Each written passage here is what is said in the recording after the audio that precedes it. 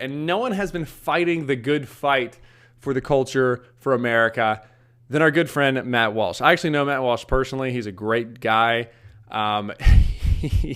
He's just as prickly in person as he comes off on Twitter or Instagram, which are two of his battlefields that he's just prime time at. Anyway, Matt Walsh had some really great stuff happening with speaking out at school boards. He spoke at a local school board in Nashville. It went over really well, speaking out against mask mandates.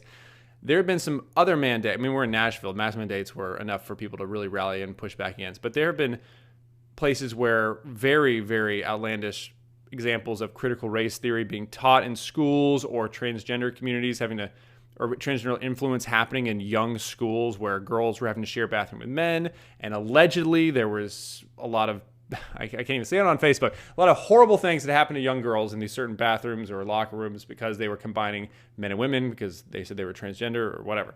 Anyway, Matt Walsh was going to speak at this one in Virginia. I hope you followed the story on Instagram. It's fantastic. Basically, Matt Walsh was going to this event. He was going to have this rally, and he was going to speak at another school board against this transgender push in these local communities. Now, they said that he couldn't speak. Now, they're not allowed to do that. However, they found a loophole where they said, well, he's not a resident of Virginia or Loudoun County, so he cannot speak. So what he did was, it was such a great troll move. And it's important. I'll tell you why. What he did was he leased for $1 someone's basement who was a fan of the Daily Wire, and he became a legal resident of Loudoun County in Virginia. It was tremendous. And why it was so great, because normally, this is why it's important not to fold and fight the good fight. It's such a hard thing to do, to really push back when you get resistance. However, it is so rewarding when you do, because everyone stands up and rallies behind you. And this became a viral movement on Twitter and Instagram as Matt Walsh was becoming a citizen of Virginia for this one event. I just got to show you this. This is something that he posted once he pulled this off and he was heading to Virginia. Matt Walsh is a master troll, and trolling is very important. I'll also discuss that in a second. But he posted this on Instagram, hitting up my favorite local restaurant here in Virginia. I like to go to the spots that the out-of-towners don't know about. Feels good to be plugged into the local culture. And if you're listening to this is a photo of McDonald's in Virginia. It's just so great, because it is so ridiculous what they're doing and trying to do. You have to point out the insanity, the hypocrisy. And what he's doing is nothing cuts through falsehoods more than comedy, because there has to be truth in there too. And it's not just speaking the truth they have to accept. It's speaking a truth that everyone understands. They all clamor on board, and they can get on your side and focus on that individual. And it puts so much more pressure when you're being mocked and trolled, because it is true, but the whole community is also being a part of it because they're laughing at that person too. It's great. So Matt Walsh, a master troll, is just throwing it at Virginia. He had this other great tweet. For too long, I've been a Virginian trapped in a Tennessean's body. It feels so good to finally live my truth openly. I'm here. I'm Virginian. I'm proud. Oh, he's just the man. Oh, Matt Walsh is the best. Anyway, so the trolling was great because it got everyone's attention. It belittled and mocked these hypocritical, authoritarian, abusive, psychotic board members pushing this ideology on these children. So that part was tremendous. It also, but that was just the alley-oop for the slam dunk that was Matt Walsh going here and speaking.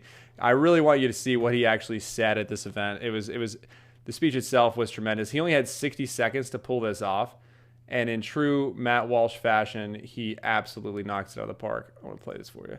I would thank you all for allowing me to speak to you tonight, but you tried not to allow it, yet here I am. Now, you only give us 60 seconds, so let me get to the point. You are all child abusers.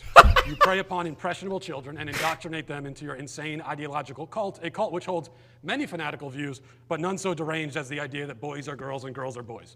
By imposing this vile nonsense on students to the point even of forcing young girls to share locker rooms with boys, you deprive these kids of safety and privacy and something more fundamental too, which is truth. If education is not grounded in truth, then it is worthless. Worse, it is poison. You are poison. You are predators. I can see why you try to stop us from speaking. You know that your ideas are indefensible. You silence the opposing side because you have no argument. You can only hide under your beds like pathetic little gutless cowards hoping we shut up and go away. But we won't. I promise you that. Thank you for your time, and I'll talk to you again very, very soon. Oh my goodness, from the rafters. That was so fantastic. Matt Walsh, there's just few that do it better than him. just coming out straight up. You are all child abusers, which is, of course, 100% true. How dare these people just warp the mind of these children and then put a few in indefensible positions just for this own heinous progressive ideology, this cult-like adherence to this new narrative of there's no sex or genders, or there's a million genders and there's no such thing as sex. All this insanity and all this perversion being pushed into our culture. That's why it's so important to do this. People thought that it was just, Matt being funny, but there is the reason why I point this out, why I want to talk about this on the show, is because this all matters so much. And the only way to get to these people, the only way to get through to these people who have these positions of power that we gave them in the first place, these board members we voted in, they work for us. They represent us. And the only way that they're going to change their mind, these politicians, what have you, is for us to push back as hard as physically possible, to mock them, to speak truth to them, and to do exactly what Matt Walsh did. And, hats off to Matt. He really is one of the best to do it. And for those of you who think that, it's not happening in my school or whatever, it's only had it being in Loudoun County, Virginia, or I live in Tennessee like me, so I'm a little more safe. This is happening everywhere. These people are pushing to ensure that parents own nothing, that they're perpetual leasers, that they also have to work 24/7, both parents, because you're taxed into oblivion. So then someone else has to raise the generation. And who's going to raise the generation? Is these public school teachers who are absolutely radical, some Marxist, some, I can't say on Facebook, some, not so great. That's why it's important. These people are raising up the next generation. Parents should hold that mantle. We should step in and do everything we can to pour into our children and raise the next generation. However, a lot of times, because of certain situations, it's difficult, or some people are not able to, or it's just easier to go the other direction. And you would hope that you'd be able to trust the system that you're paying taxes into to help educate your child, or educate, your nephew, your niece, or whatever. However, these are the people teaching your kids. I'm going to show you. And that's why it's important to be like Matt Walsh, to do what he did, to stand up and to mock these people. This is absolutely wild stuff. I'm going to show you this.